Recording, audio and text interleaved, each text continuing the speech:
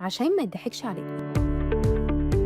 لو فاكر إنك تقدر تبيع وحدتك في أي وقت تبقى غلطان. فئة كبيرة من الناس بتشتري وحدة على أمل إن هي تبيعها وقت ما هي عايزة، لكن وقت التنفيذ بتتفاجئ وهي إن في شروط قانونية بتعطل البيع، والموضوع بيرجع لبند مهم جدا في العقد اسمه بند التنازل عن الوحدة أو assignment clause، والبند ده هو اللي بينظم إمتى وإزاي تقدر تبيع أو تنقل ملكية اليونت بتاعتك لشخص تاني. وهنا في 3 شروط أساسية بعض المطورين بيلزموك بيها قبل البيع. أولاً، سداد نسبة معينة من قيمة الوحدة، غالباً من 20 ل 30% أو حسب سياسة الديفلوبر. ثانياً، لازم تاخد موافقة من الديفلوبر. وثالث حاجة، سداد رسوم التنازل، وده معناه إن مش أي مالك يقدر يبيع في أي وقت، وطبعاً التفاصيل بتختلف من مشروع للتاني ومن شركة للتانية. وعشان كده قبل ما تشتري راجع بند التنازل كويس جداً واعرف هتقدر تبيع إمتى وبأي شروط عشان ما يضحكش عليك.